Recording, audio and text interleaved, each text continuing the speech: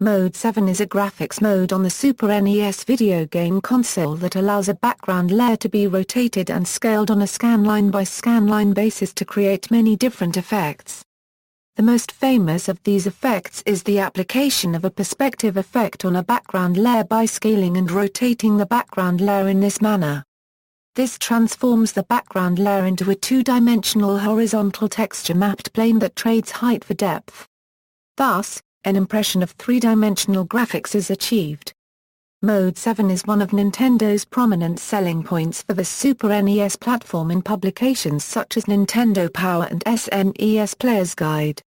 Similar faux 3D techniques have been presented on a few 2D systems other than the Super NES, in select peripherals and games.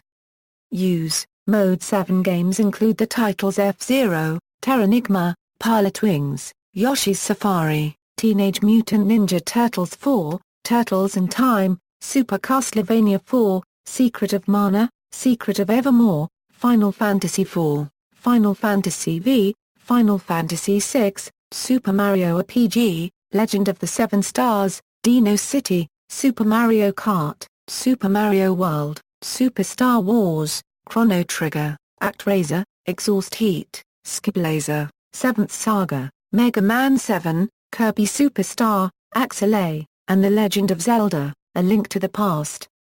The visual effects were later re-implemented by other means in the Game Boy Advance incarnations of many of these games. Function: the Super NES console has 8 graphics modes, numbered from 0 to 7, for displaying background layers. The last one has a single layer that can be scaled and rotated. This graphical method is suited to racing games, and is used extensively for the overworld sections of role-playing games such as Square's popular 1994 game Final Fantasy VI. The effect enables developers to create the impression of sprawling worlds that continue toward the horizon. A particular utilization technique with Mode 7 allows pixels of the background layer to be in front of sprites. Examples include the second stage of Contra 3, The Alien Wars, the second and fifth stage of Jim Power, The Lost Dimension in 3D, the introduction screen of Tiny Toon Adventures, when a player falls off the stage in Super Mario Kart, some cinematics in Super Metroid, and in some boss battles in Super Mario World. The Game Boy Advance can make the same effect by using Mode 2, which provides 2 layers, and by putting the sprites between the layers. Formula equals. Planar texture maps using Mode 7 graphics are generated by transforming screen coordinates to background coordinates using a 2D affine transformation. In this, A, B, C, and D are the transformation coefficients. X and Y are the screen offset. XO and YO are the origin offset. And X and Y are the transformed coordinates. All arithmetic is carried out on 16-bit signed fixed-point numbers, while all offsets are limited to 13 bits. The radix point is between bits 7 and 8. Two-dimensional affine transformations can produce any combination of translation, scaling, reflection, rotation, and shearing, and nothing else. However, many games create additional effects by setting a different transformation matrix for each scanline. In this way, pseudo-perspective, curved surface, and distortion effects can be achieved. Limits: Mode 7 can only work on backgrounds, not sprites. Therefore, any object that does not rotate or scale with the background must be a sprite, even items that would normally be thought of as part of the background, such as fixed platforms.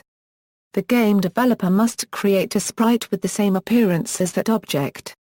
For instance, in Super Castlevania 4, battles in which a large boss such as Koronot rotates, have the mobile boss implemented as the background, while the blocks on which the protagonist stands are sprites.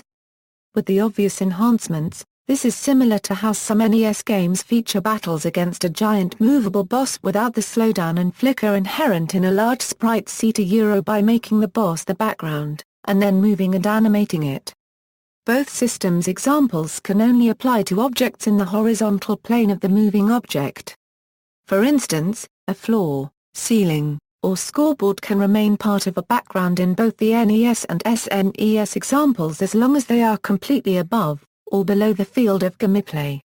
They can also be turned into sprites if the whole screen is needed, but this can cause slowdown. That Mode 7 cannot be used on sprites means that each size of an approaching sprite for a given distance has to be pre-drawn, meaning that one would see sprites jump between a limited number of sizes when approaching them. This can be seen in Super Mario Kart and Hyper Zone whenever an object approaches, or when walking vertically on the Final Fantasy VI map with an airship in view. Similarly, the appearance of sprite rotations must be handled through pre-drawing unless they are done with hardware included in the game cartridge such as the Super FX2 chip, as with Super Mario World 2, Yoshi's Island. A notable workaround does exist and can be seen in Contra 3, the Alien Wars in the second boss battle, and in Super Mario World in the battles against Rizza, Iggy, Larry, Morton, Ludwig, Roy, and Bowser. In these examples, the boss is a background, and therefore rotates through Mode 7, and the scoreboard, which is above the field of play, is also a background, but the floor of battle cracks are, as with the players in Gunfire, sprites that are redrawn under various rotations as the player rotates. However, this only allows one sprite to be manipulated at once. One exception to Mode 7-like effects on sprites handled neither by pre-drawing nor by external chips occurs in Tales of Phantasia and Star Ocean, where re-rendering of sprites on the fly is done entirely by the software. In Top, the player sprite vertically stretches upon walking onto a safe spot, and in Star Ocean, items are squashed when popping out of an open treasure chest. Due to the extra tiles needed for such rendering and the other high system demands throughout those games, such rendering was limited to those few scenes.